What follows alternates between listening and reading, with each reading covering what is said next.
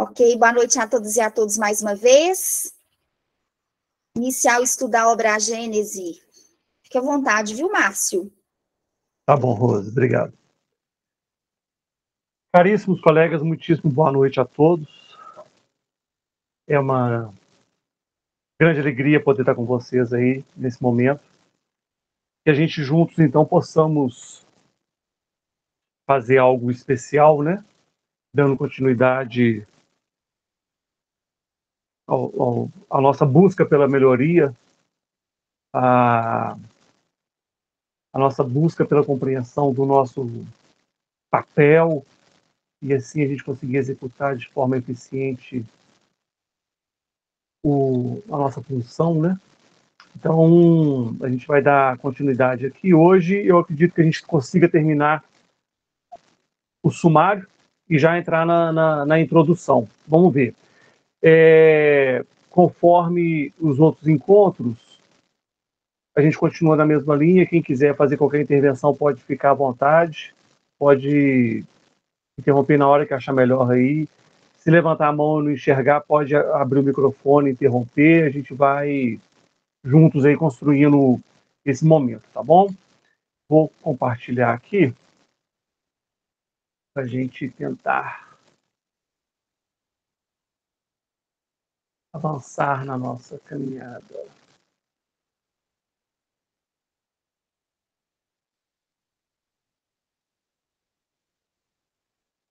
Muito bem. Então, hoje, no nosso quinto encontro, nós, até semana passada, a gente conversou rapidamente, lembrando que não aprofundamos em nada, a gente apenas despertou alguma coisa que existe em todos nós, vimos que a gente tem algumas compreensões sobre um tanto de coisa do planeta, né? Então, desse processo de formação, desde a sua origem. Então, já escutamos falar de Big Bang, já escutamos falar de origem do planeta Terra com vulcão, com tempestade, já ouvimos falar de desenvolvimento da vida no mar, peixe, bactéria, alga, primatas, já ouvimos falar de povos nômades que se deslocam de um lugar e vai para outro, já ouvimos falar talvez de tectônica de placas e uma série de planetas, cometas, galáxias. Então isso tudo abordou nesse primeiro momento nosso. Rapidamente, não aprofundamos em nada, não fizemos nenhuma leitura específica, né? Até pegamos somente trechos, algumas páginas de cada um desses capítulos até esse momento e lemos até para despertar o interesse nosso, e mais do que despertar o interesse, todos os participantes termos a consciência de que a gente tem capacidade de compreender. Porque muitas das vezes a gente escuta até falar, né, muitas das vezes, que determinada obra é muito difícil. Tudo é difícil, né? Para quem para quem nunca fez arroz é muito difícil, né? Para quem faz arroz você muda, pega um arroz, outro arroz, você cria as suas estratégias, você faz, né? Mas para quem nunca fez, ele é algo muito difícil. E aí, pensando no próprio arroz, a gente já vai entrar nesse momento de hoje, dessa segunda parte, que para aquele que nunca fez o arroz, para uma criança, o arroz é quase que um milagre. É quase que um milagre. Porque, como assim? Joga aquele negócio diferente e de repente a mamãe entrega aquilo pro filho, né? É um milagre, porque é um desconhecido. E aí, nada como a compreensão para a gente ver que não tem nada de milagre naquele processo de fazer um arroz, de preparar um arroz. Não tem milagre. Existe um conhecimento, existe uma experiência, existe um esforço, existe uma construção de uma compreensão de como executar determinada tarefa.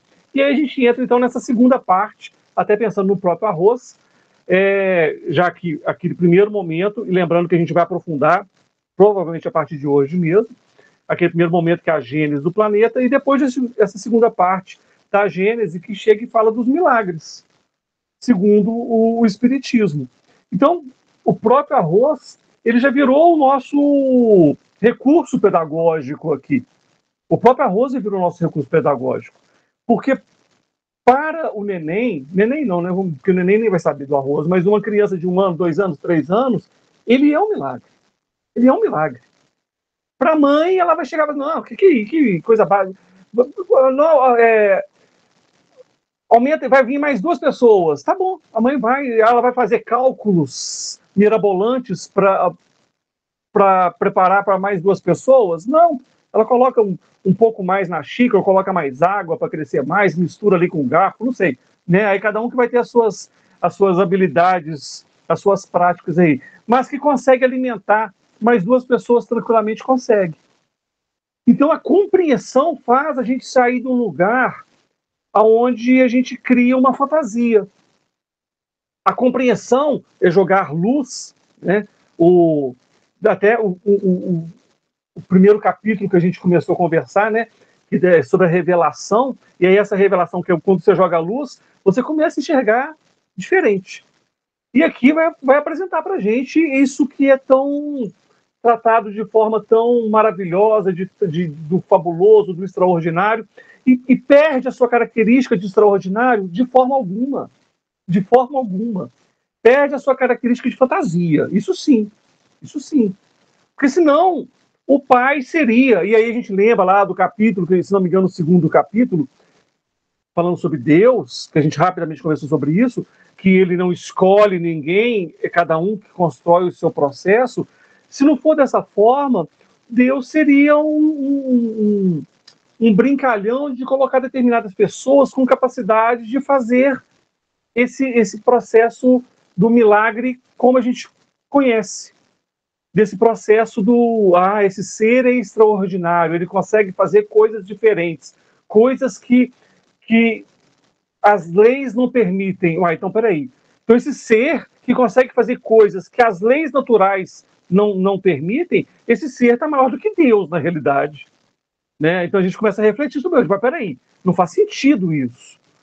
Vamos lembrar desde o primeiro momento. A gente tem que ter essa... E aí a gente vai resgatar, talvez a primeira fala nossa, que é dentro da referência da doutrina espírita, o estudo. Então, dentro da referência, a gente tem o quê? Todos somos criados simples e ignorantes. Todos vamos fazendo a nossa caminhada. Expiação primitivo, expiação e prova, regeneração, mundos felizes, e assim vai.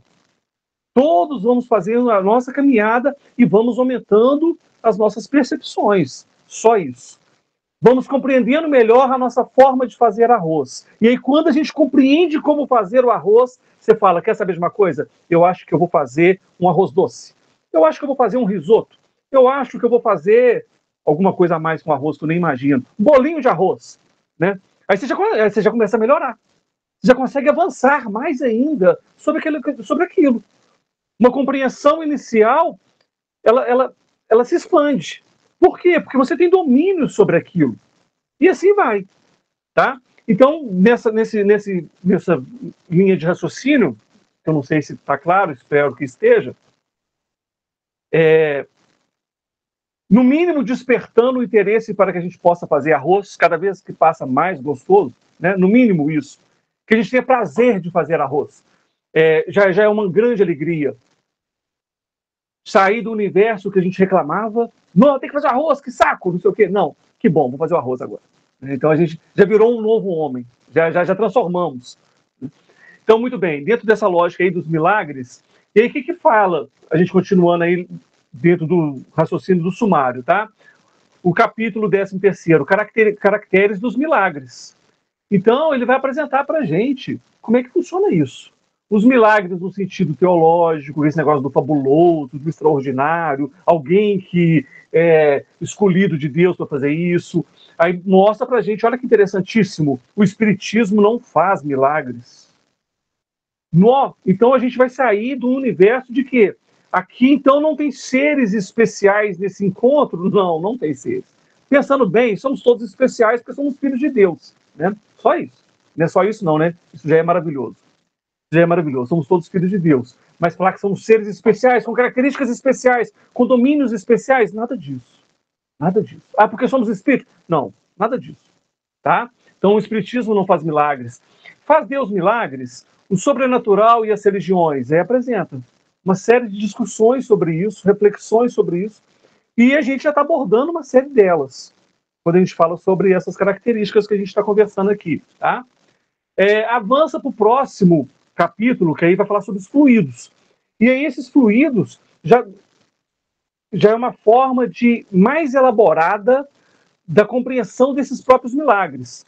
Então, por exemplo, quando a gente imagina um passe na doutrina espírita, uma imposição de mãos, onde chega de alguma forma, alguma coisa que a gente, vamos considerar que a gente desconhece aqui, alguma coisa que chega e você fala assim, nossa, eu saí melhor do que eu cheguei. Eu entrei melhor, eu entrei na cabine de passe de um jeito, com uma dor de cabeça, e saí sem ela. Alguma coisa aconteceu. Alguma coisa aconteceu. Alguma coisa saiu daquela mão e chegou no outro ser do outro lado, né? Então, é a compreensão do que é essa alguma coisa.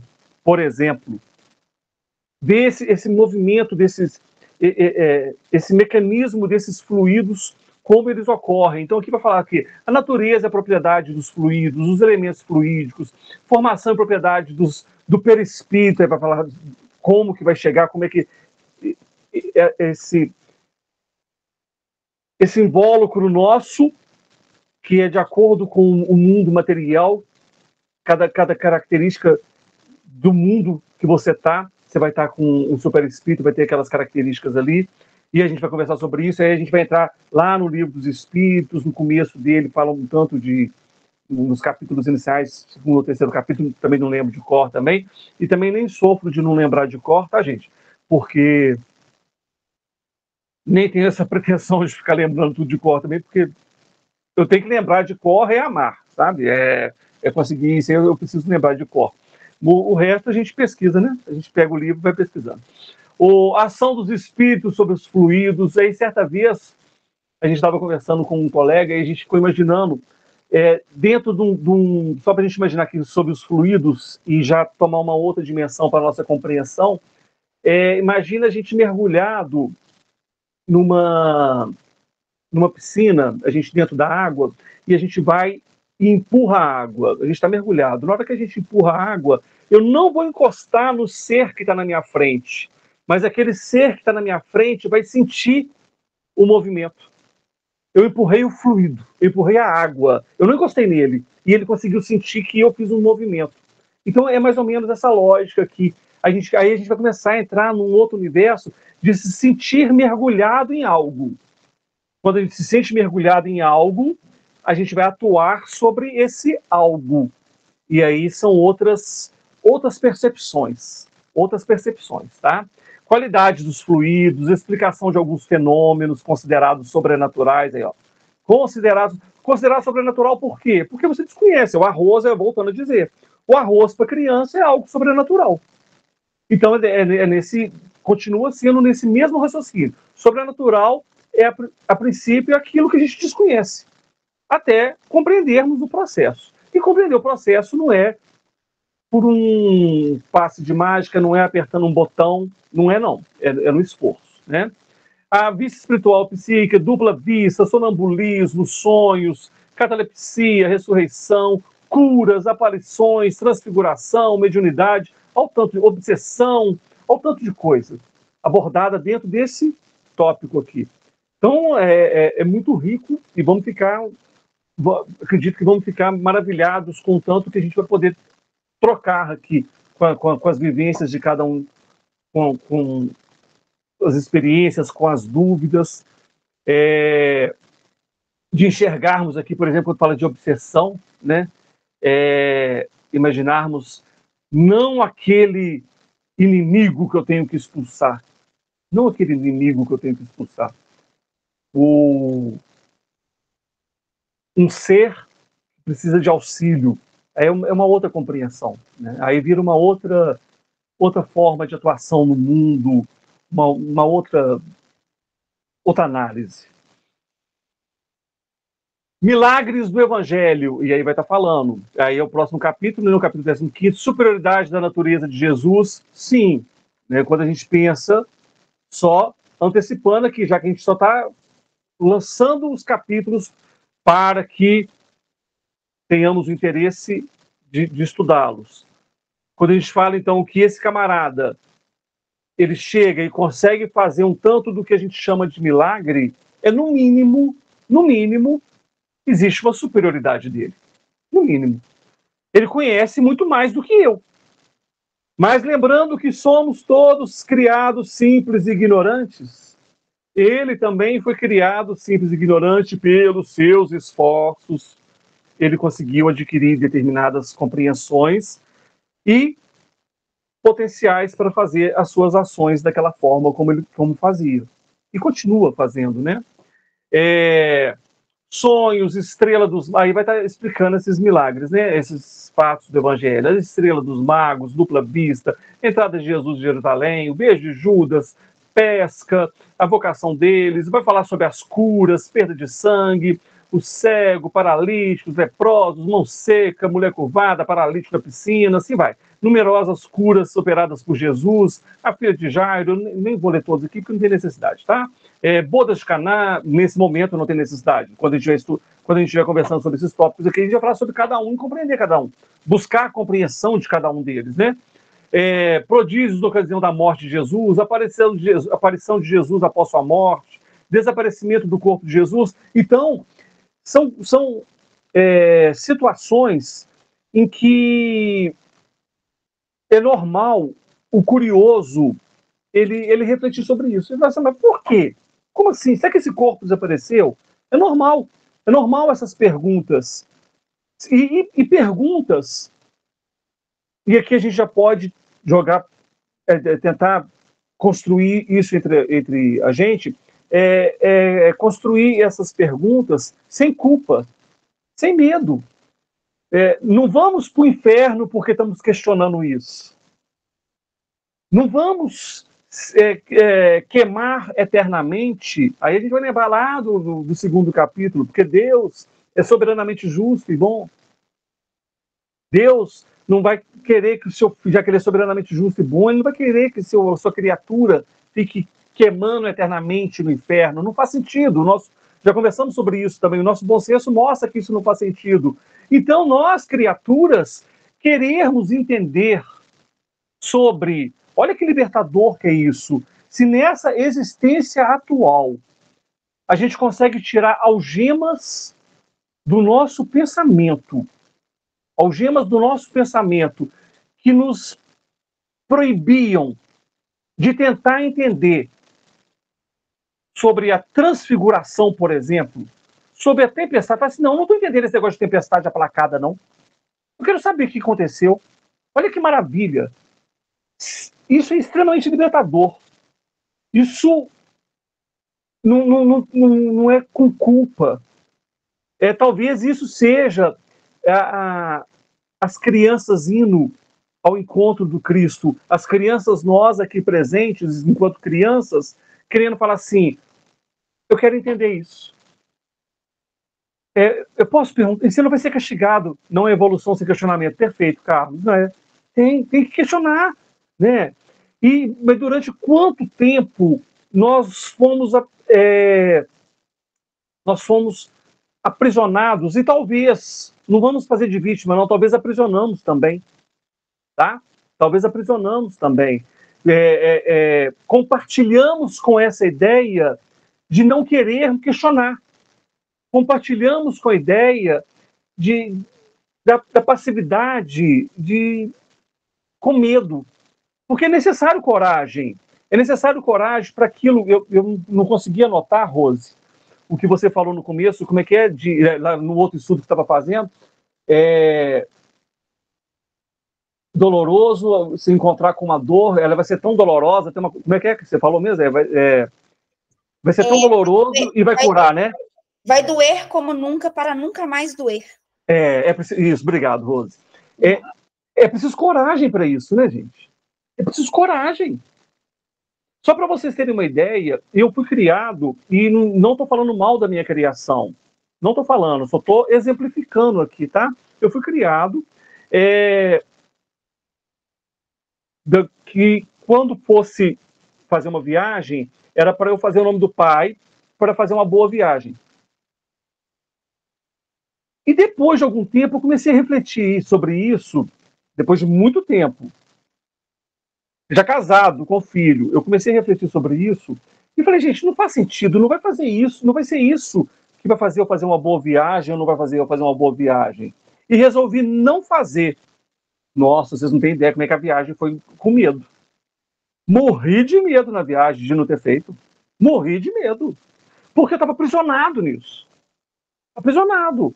E não é problema da criação. Não é problema da minha criação. Não estou falando mal deles, espero que esteja claro sobre isso. É o que eles tinham, é o que eles acreditam e tal.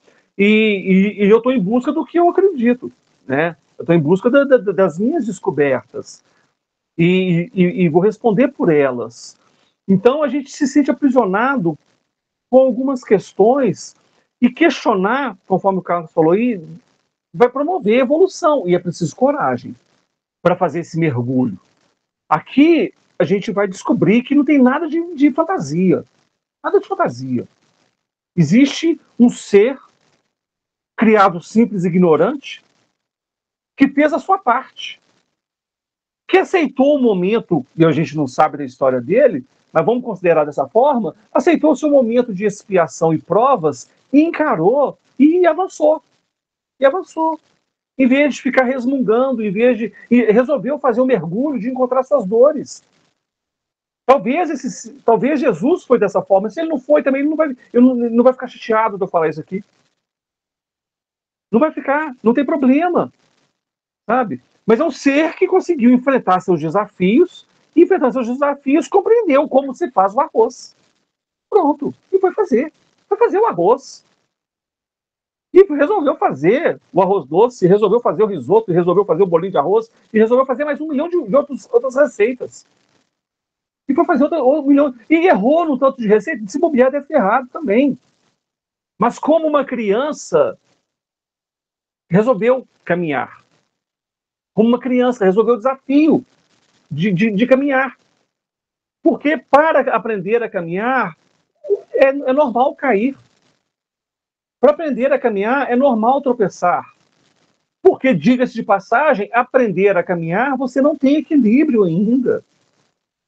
Então você vai tombar para um lado, tombar para o outro mesmo, até você adquirir esse equilíbrio. Então esse capítulo aqui, ele é repleto de reflexões riquíssimas para todos nós.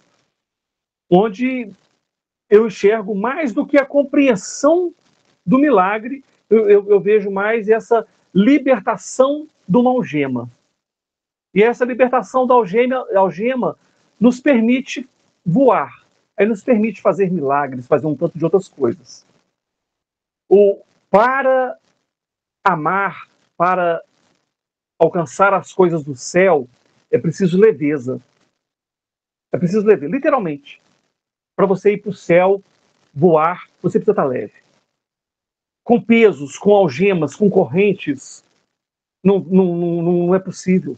Não é possível. E aqui a gente vai se libertar delas. Vamos tentar, né? A gente vai fazer esse movimento. E se a gente conseguir tirar de uma, é uma grande alegria para todos nós. Se a gente conseguir tirar um elo de uma corrente que está nos atrapalhando a nossa existência. Muito bem. Compreendemos aqui os milagres e até vejo nesse esforço nosso aqui de nos libertar, estou vendo inclusive acontecendo um milagre com a gente. O milagre da gente sair da nossa paralisia, avançando, tentando levantar, a gente tentando enxergar as coisas. Aqui a gente já está fazendo o nosso milagre. A nossa cegueira já está sendo curada. A nossa paralisia, a nossa inércia já está sendo movimentada. Ei, Nair, satisfação revela como vai. Ei, Márcio, boa noite.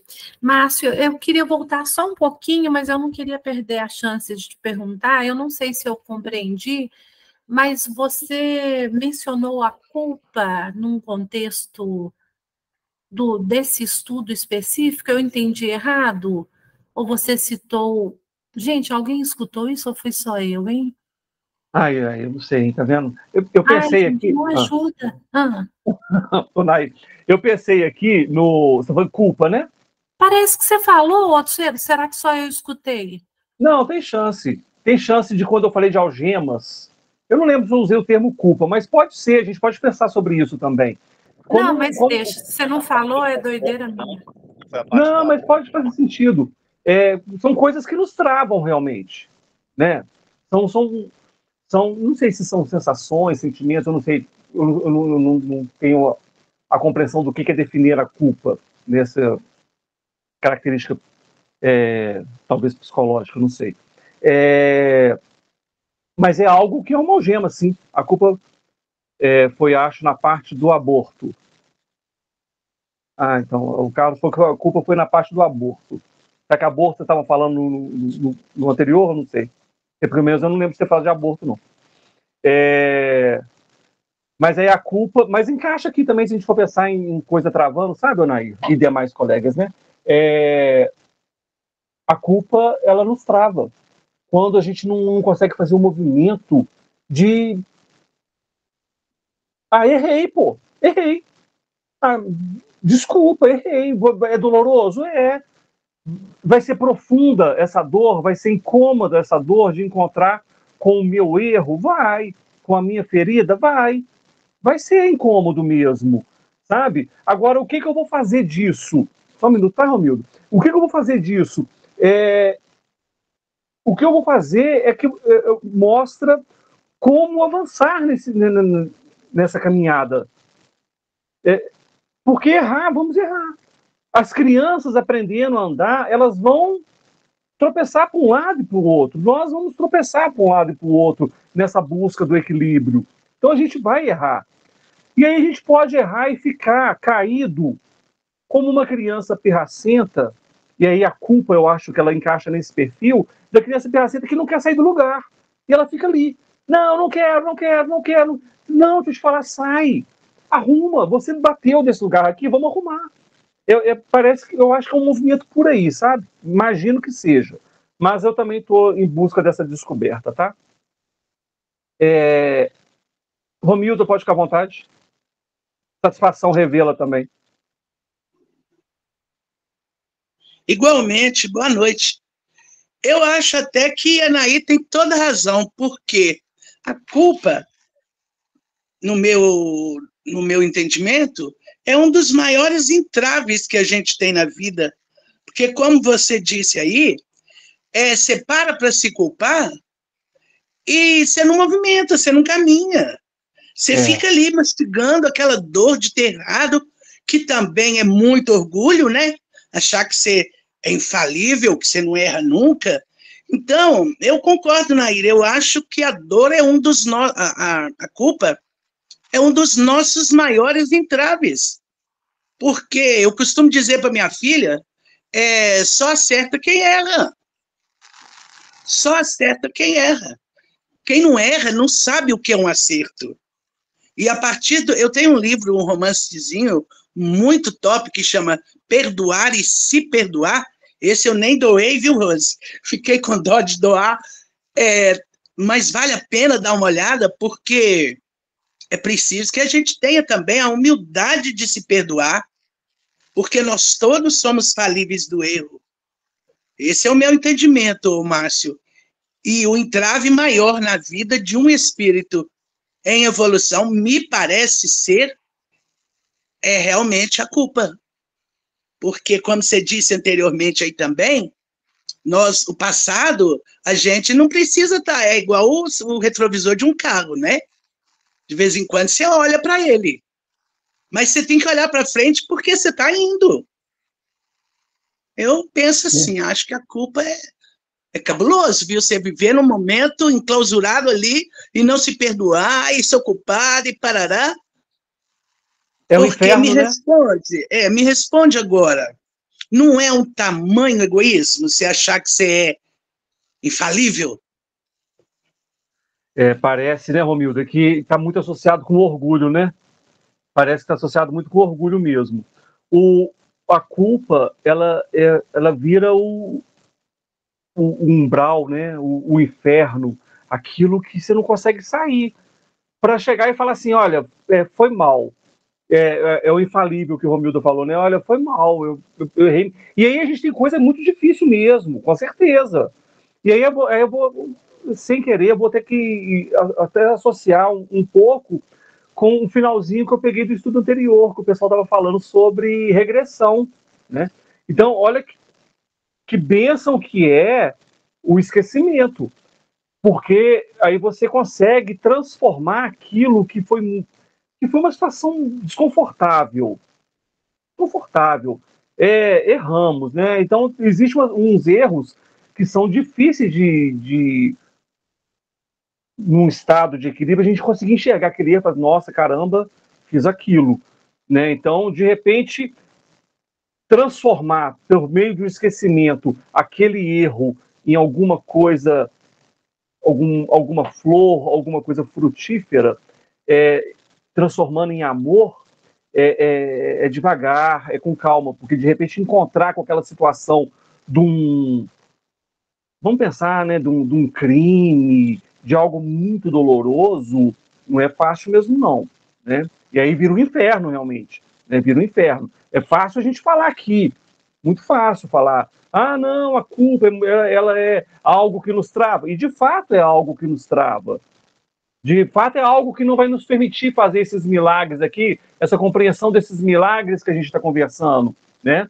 E esses milagres, eles vão atingir aqueles que se permitem mergulhar nessa dor e falar assim, caramba, não foi legal, mas vamos fazer diferente. E a gente tem existências para transformar isso. A gente tem existências para transformar. É o esforço, reconhece o verdadeiro espírito pela sua transformação moral e seu esforço, e assim vai, né? Ô, Carlos, você levantou a mão também? Sim, Márcio. Pode ficar à vontade. Justamente sobre essa questão aí que eu ia falar. A Romilda tocou num ponto, né? A questão do auto-perdão, né? A culpa, ela também está atrelada com a questão que você vai sofrer mais, tá? Tem a ver com o seu auto-perdão. Será que, assim, você também não está se martirizando tanto quanto a algumas coisas? Será que você está se perdoando pelaquilo? Você não pode errar? Você não está suscetível a errar? E aí tem aquela questão, a culpa verdadeira, né, que é aquela que você realmente reconhece a sua moral, ela está elevada, você reconhece que você errou, você se auto-perdoa, você se arrepende verdadeiramente, e a partir daí você praticar no caso, o auto-perdão e o perdão, né, pedir o perdão a outra pessoa que você magoou, entendeu? Sim. E se a pessoa não te perdoar, você também entender que faz parte também da questão da moral dela, da elevação moral dela. Ela vai aprender, vai chegar um momento que ela vai refletir e vai aprender. É como aquela questão, né, lá do início, a gente plantar, semear, no caso, plantar a semente e semear, para que a gente possa colher os frutos lá na frente. Perfeito, justamente, né?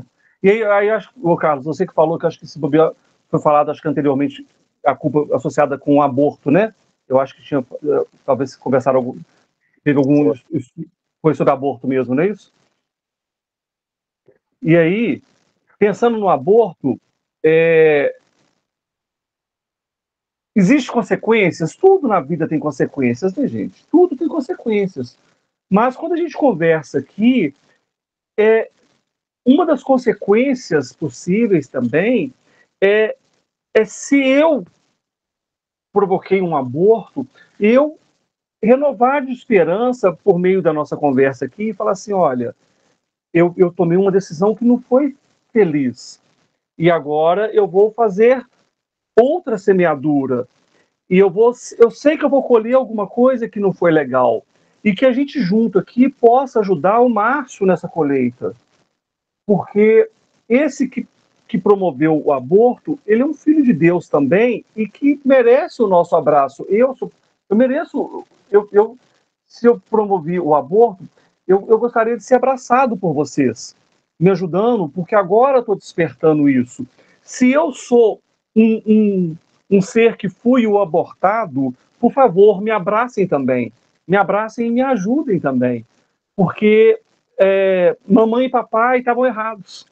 E eu quero ter uma nova oportunidade, né? Senão a nossa compreensão aqui ela fica muito dura. E a nossa compreensão ela tem que ser, eu imagino, embasada na moral do Cristo, né? Nos ensinamentos do Cristo, que é para auxiliar a qualquer um, a quem quer ser auxiliado, né? Então, por favor, diante das minhas dificuldades, seja eu o instrumento do aborto, ou seja eu o abortado, por favor, que vocês aqui presentes me abracem e me auxiliem nessa caminhada, sabe? E assim que a gente possa fazer com qualquer um. Caso contrário, essa compreensão nossa aqui, ela pouco adianta. É uma compreensão que vai fazer apenas apontar dedos. Uma compreensão que vai fazer apenas encostar na ferida. E não é isso. A nossa compreensão aqui é para a gente amar de uma forma madura, amar de uma forma segura. E imagino que isso a gente vai estar alcançando a nossa leveza, tá, gente? Mas alguém quer acrescentar mais alguma coisa? Só um adendo, Márcio, rapidinho. Pode ficar à vontade. A gente tem que parar com essa história de querer julgar o tempo todo o outro e amar mais. Não é? Julgamento não nos cabe. O juiz é aquele lá de cima e ponto. Isso. A gente não sabe da história de ninguém, né, Carlos? De ninguém, né? Não sabe o que se passa, às vezes, assim, não sabe o que se passa. Eu mesmo, assim, eu vou contar um exemplo que aconteceu recentemente comigo, de um senhor que segue a doutrina espírita há muito tempo, inclusive propaga o estudo, e ele chegar para mim e, em um simples fato de um serviço que eu fiz, ele chegar para mim e dizer que queria que eu discutisse com ele. E eu dizendo a ele, não cabe a mim discutir. Aí ele querendo, mas você tem que discutir comigo. Eu falei, não, eu não tenho que discutir com o senhor. Isso não está em mim, eu não sei o que o senhor está passando, mas assim, eu não vou discutir com o senhor. Então, assim, a gente não... Eu disse a ele, eu não sei o que é que o senhor está passando, eu só espero que o senhor resolva o quanto antes, mas assim, eu não vou discutir. Então, assim, a gente não sabe o que é que o outro está passando, a gente não sabe o que é que ele passou naquele dia, a gente não sabe o que é que ele vem passando na vida dele. Então, assim, a gente não pode estar julgando, não pode soltar o cavalo, a história do cavalo, não pode soltar o cavalo. Então, assim, não parar de julgar, a gente tem que parar de julgar e passar a amar mais, procurar entender, né, saber os fatos, né, a veracidade dos fatos, para poder a gente tomar a melhor decisão possível. Né? E quando não souber, tentar se acalmar, ter paciência e seguir. E paralelamente, obrigado, viu, Carlos? E paralelamente a gente, o não julgar, o evitar esse olhar de julgamento do outro, a gente melhora o nosso julgamento. E aí, melhorando o nosso julgamento e melhorando o julgamento e evitando esse julgamento do outro, eu estou me aproximando do perdão do outro e do auto-perdão que o Cássio tinha falado também. E aí, associando com isso tudo, a gente está saindo da culpa, sabe, Naí? Parece que ela é nessa compreensão do universo mesmo, né? E aí, como que a gente vai fazer milagres, essas coisas todas? Como é que a gente vai compreender sobre o amor? Sobre o amor, porque o Cristo foi falando sobre o amor. Saindo desse lugar do julgamento, desse lugar da culpa, para o lugar da compreensão, né? O lugar da compreensão, existe o peso do erro? Existe. Existe a consequência do erro? Existe. Sim. É a lei. É justiça. Né? Isso é justiça divina. Existe? Sim. Mas isso não é culpa. Isso é justiça. É diferente. Sabe? Imagino que seja por aí, tá, gente? Mais alguém? Eu lembro que alguém colocou, foi alguma mensagem aqui. Deixa eu ver se eu consigo ver. Eu acho que eu vou conseguir. Foi o cara. Para aprender, teremos que questionar e evoluirmos juntos quem questiona e quem tenta responder, pois às vezes o questionamento também não tem resposta e juntos podemos encontrar, errando e acertando. Isso mesmo, cara. A culpa foi acho na parte do aborto, a culpa está atrelada à sua concepção moral e, consequentemente, à sua humildade. Daí vem a culpa verdadeira e arrependimento verdadeiro. Muito bem. Podemos avançar? Ok? Qualquer coisa, interrompam aí, tá, gente? Aí aqui, algumas considerações sobre essa ideia do... que a gente até conversou aqui, sobre essa ideia dos milagres. A falta de compreensão adequada permite a criação de teorias imaturas. E aí a gente cria fantasias. É assim, né? O coelho sai da cartola, a ajudante do mágico é cortada no meio e não tem problema. É a falta de compreensão. A falta de compreensão, você acha que o ser faz coisas excepcionais. É a falta de compreensão. E aí a gente entra, inclusive, numa compreensão maior aí, de uma passagem do Cristo que fala: haverá falsos cristos e falsos profetas, que farão coisas que, inclusive, aqueles que têm algum conhecimento vão ficar balançados. Inclusive esses que têm algum conhecimento. Então, olha só, quando você... Aí imagina sem conhecimento. Sem conhecimento, a gente cria ideias, assim, teorias imaturas sobre o universo, sobre o milagre, desculpa, gente, sobre tudo. Sobre tudo. E vai criando, e vai indo. Aí, quando você tem ideias imaturas, teorias imaturas, você vai indo para qualquer lugar. Vai indo. Vou ver se isso aqui dá certo, vou ver se isso aqui dá certo. E você vai indo. E vai bater na cabeça, né? Sempre à vontade, Sandra. E vai bater na cabeça, porque suas teorias estão sem embasamento adequado, né? A compreensão dos fenômenos desvaloriza... Cadê que meu mouse sumiu? A compreensão dos fenômenos vai desvalorizar, incapacitar, tornar menor quem os praticou de forma alguma. Nós buscarmos entender, que a gente estava falando, sem culpa, sem medo. Que eu falei de culpa foi nessa parte. Sem culpa, sem medo. Eu não preciso ter culpa de perguntar, foi justamente nesse ponto que eu estava falando sobre culpa. De questionar sobre o que o Cristo fez, como que ele fez. Na verdade, esse mestre, olha, bom é o Pai. Isso Jesus falou, né? Mestre, sim, mestre eu sou. Em determinado momento ele fala isso. Esse mestre nosso não vai ficar incomodado da gente questioná-lo. O mestre fica feliz com o discípulo tentando entender. Não tem problema. Ele não vai ficar incomodado com isso, né? E a gente vai diminuir. Nossa, mestre, por que você fez isso? Como é que você fez isso? O mestre vai ficar incomodado com isso de forma alguma. De forma alguma. Nós estamos tornando ele menor porque a gente está questionando essas coisas. Nossa, Márcia, agora você vai ser castigado porque isso é uma blasfêmia, isso é um absurdo. Não tem nada de absurdo. Não tem nada de absurdo. Existe um ser querendo entender. Por quê? Porque esse ser quer ser um ser melhor.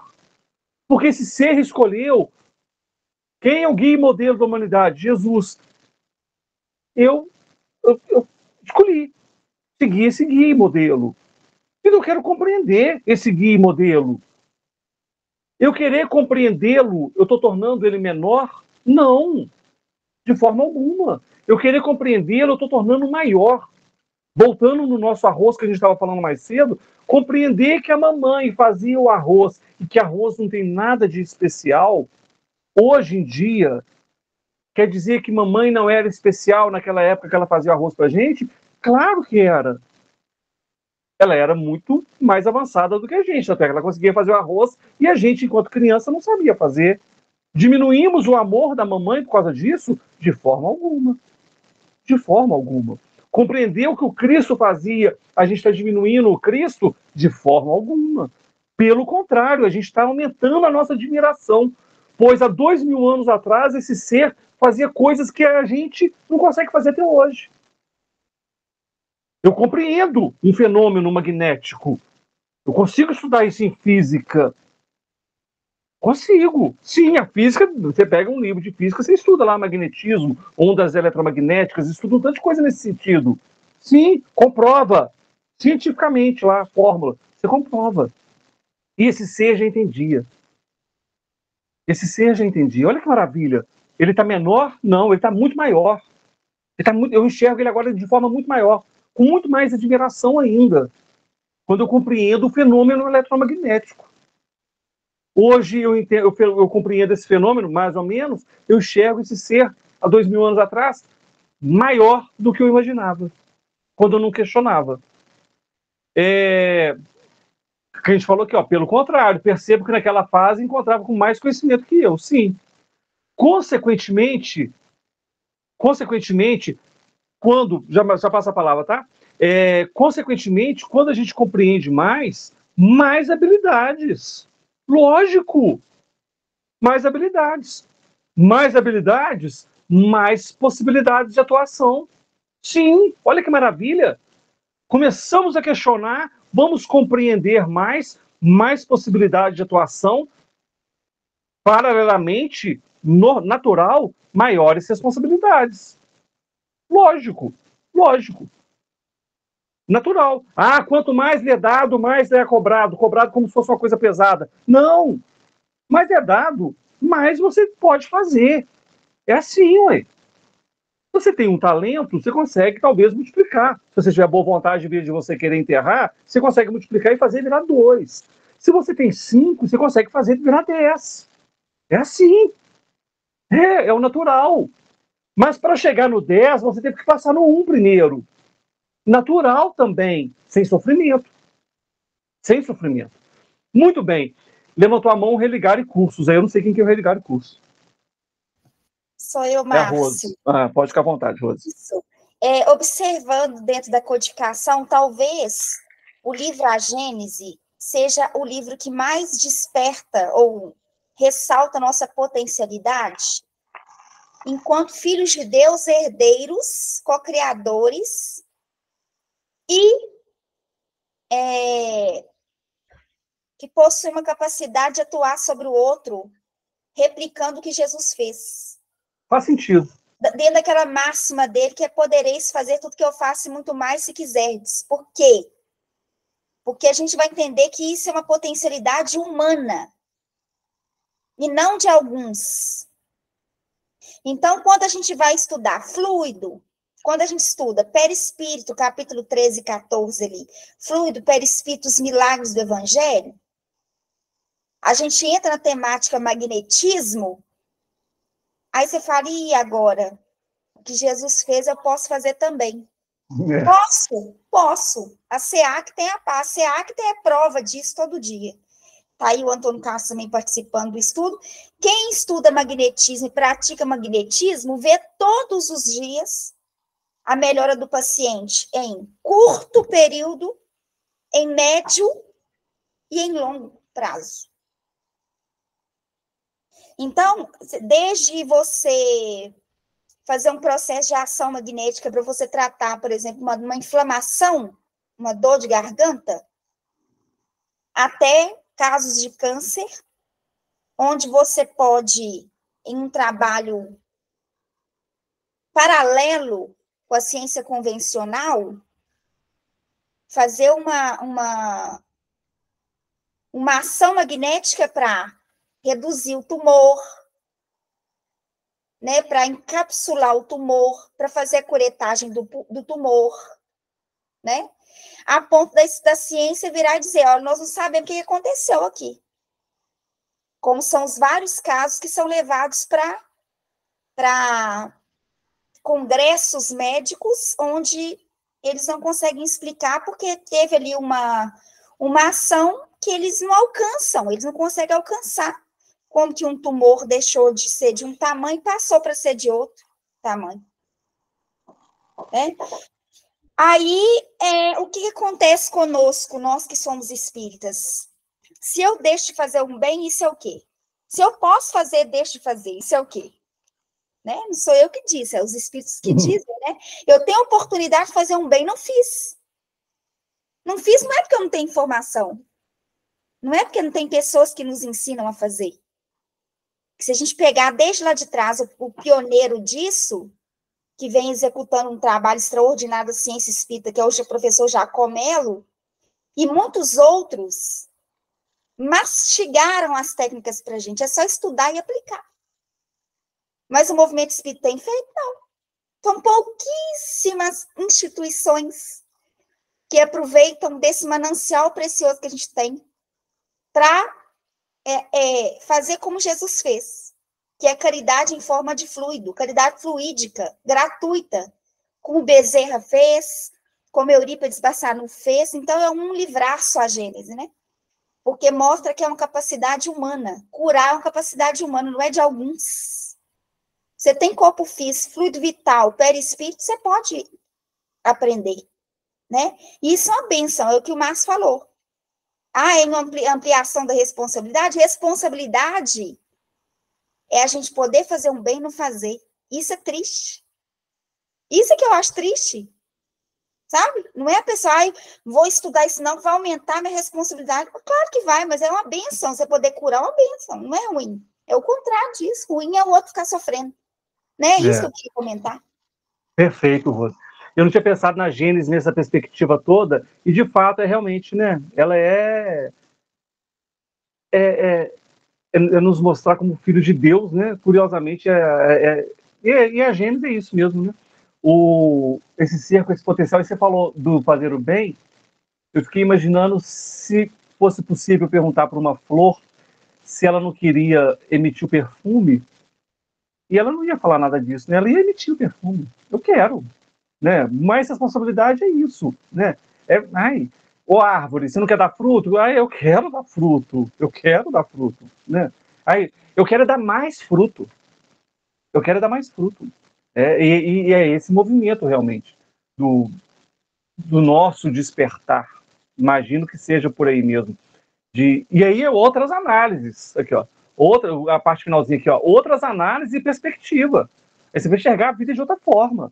Igual a Rosa está falando aí do magnetismo enquanto um processo dos fluidos aí, no tratamento, no auxílio complementar ou não do tratamento da ciência para um tumor, por exemplo. Olha que espetacular. E aí lá na introdução da Gênesis chega e fala, depois a gente vai estar conversando sobre isso, chega e fala como que alguns seres materialistas não conseguem compreender algumas coisas mesmo, porque eles só enxergam numa perspectiva. Até o exemplo que é utilizado é esse. É como se você for pensar na água sem o H2O. Você só pensa na água como o H ou como o O. Você não compreende a água. Aí você não compreende a água. E quando você pensa material e espiritual, é uma outra perspectiva de análise. E aí é fruto, é perfume de flor, aí eu não sei nem mais o que dizer sobre isso. Muito bem. Aqui nas predições do Evangelho, a outra parte que fala sobre as predições, aqui a gente consegue falar rapidinho sobre isso aqui, apresenta sobre essa questão de você enxergar o futuro e tal, apresentado no próprio Evangelho também, né? Ninguém é profeta em sua terra, a perseguição aos apóstolos, morte e paixão de Jesus, ruína do templo de Jerusalém, maldição, a pedra angular, parábola dos vinhateiros homicidas, o advento de Elias, assim vai, juízo final, vossos filhos e vossas filhas profetizarão, e várias passagens. E aí a gente vai, e vai explicar sobre isso aqui também. Mas vai explicar por quê? Porque não é mágica, de novo. Não é mágica. Existe uma compreensão. Eu coloquei essa figura aqui só para a gente imaginar, despertar um pouco aqui para a gente. Imaginem que está vindo um monstro aqui. Aqui é um monstro, tá, gente? Esse é um monstro, finge. Esse lugarzinho vermelho que eu coloquei aqui é um monstro lá no alto da montanha. E aqui tem uma... Não sei se isso aqui é Machu Picchu, eu não tenho certeza. Tem uma cidadezinha aqui, tá? Existe uma família andando aqui, que é a família A. Existe uma outra que é a família B. Nós, olhando daqui, a gente consegue imaginar aonde que esse monstro vai chegar primeiro. Vocês estão conseguindo imaginar o raciocínio que eu estou falando? Se o monstro está aqui, onde eu estou falando aqui, onde está a seta. O monstro está aqui. A família A está aqui, nessa outra seta que eu fiz agora. E a família B está aqui embaixo, onde eu fiz esse círculo, pela lógica, pela visão desse ser que está aqui em cima do alto da montanha, é lógico que esse monstro vai alcançar primeiro a família A. É lógico. Então, o ser que enxerga de uma forma superior, o ser que enxerga no alto de uma escada, ele consegue ver coisas que a gente não consegue enxergar ainda. É mais ou menos dessa forma. Ah, então tá enxergando, não, só que a família A, pode acontecer alguma coisa da família A resolver ir embora? Pode. Como pode acontecer alguma coisa da família B resolver ir para o outro lado? Pode acontecer também. Mas pela lógica, pelo andar da carruagem, como diz o ditado, o monstro vai encontrar a família B primeiro. É assim. Nós, adultos, vendo uma criança mexendo perto da tomada e fala assim, para de mexer nessa tomada que vai dar choque. A gente sabe, vai dar choque com certeza? Não, de repente ela não vai encostar na tomada. Mas existe uma tendência muito grande dela ficar mexendo na tomada e dar choque. Duas crianças brincando de briguinha. Para com essa brincadeira que vai dar briga de verdade. Quer dizer que vai dar briga de verdade? Não, mas tem grande chance? Sim, porque o adulto consegue ver. Então, essa questão de ver o futuro, essa questão das predições aqui, nesse desenho, para a gente começar a compreender, só despertar um pouco, é a ideia de que quem está num patamar mais elevado consegue ver o comportamento do Márcio. Consegue ver o comportamento do Márcio. O jeito que o Márcio come, aquilo ali tende a gerar algum problema para ele. O jeito que o Márcio caminha, aquilo ali tende a gerar alguma situação para ele. Tende. Mas o Márcio pode caminhar de forma diferente. O Márcio pode mudar de uma forma aí e não acontecer daquela forma. Ok, gente? Chegamos ao 9:01. Meu tempo acabou. Alguém quer acrescentar alguma coisa? Não?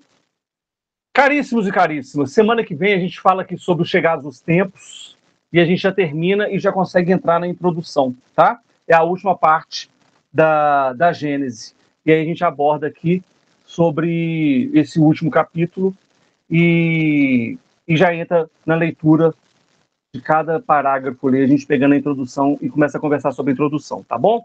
Agradeço muitíssimo as participações de vocês, a atenção e os ensinamentos que vocês me proporcionaram aí, tá bom, gente? Fiquem em paz.